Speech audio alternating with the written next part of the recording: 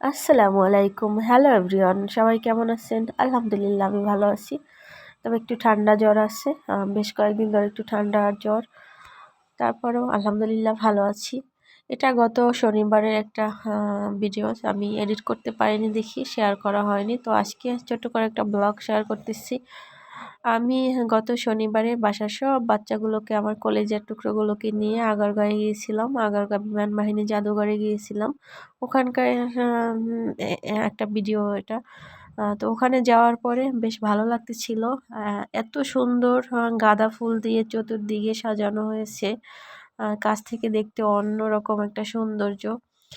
তবে একটা জিনিস খারাপ লাগলো কি, এন্ট্রিটা হয়েছিল 50 টাকা টিকিট করে, এক একজনের 50 টাকা। Okay fine. দেন হচ্ছে ভিতরে আবার যখন এই যে গাঁদা ফুলের এখানে যখন গেলাম, এখানে আলাদা করে টিকিট, এই রাইডসগুলোতে ওঠার জন্য আলাদা করে টিকিট। মানে শুধু টিকিট আর টিকিট এক একটার জন্য, যেটা কোনো মানে টু মাস মানে দরকারই না, সেটার জন্য শুধু টাকা। এখানে মনে হয় যে এটাই বিজনেস তাদের। এখানে যে রাইডসগুলো আছে, যেমন ট্রেন, তারপরে হচ্ছে কার, স্পোর্টস, ছোট স্পোর্টস কার্স রাখা আছে বাচ্চাদের জন্য, বোটস, এগুলোতে টিকিট নেয় 200 টাকা, 70 টাকা, 80 টাকা করে। হ্যাঁ ঠিক আছে, ওগুলো মানা যায়। বাট এই ছোটো ছোটো মানে জায়গায় ঘুরতে হলেও সেখানেও টিকিট।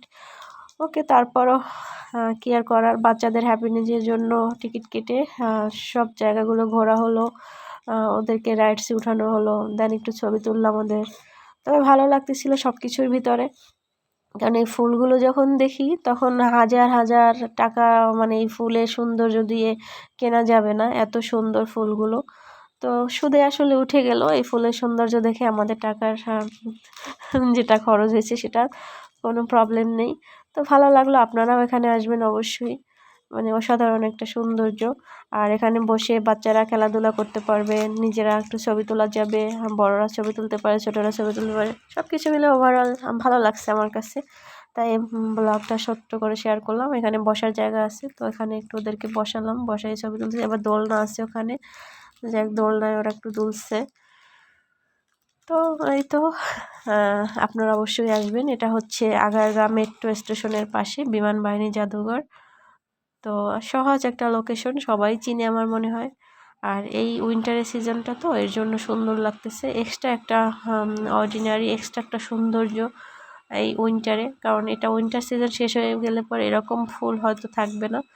আর কাছ থেকে মনে হচ্ছে গাঁদা ফুলের ঘ্রাণে একদম মানে অন্যরকম একটা ভালো লাগা কাজ করতেছিল। অসুস্থ থাকা অবস্থায়ও গিয়েছি এখানে, কিন্তু ভালো লাগতেছিল। তো সবাই ভালো থাকবেন, সুস্থ থাকবেন, দোয়া করবেন, আর অবশ্যই লাইক, ফলো, শেয়ার করবেন।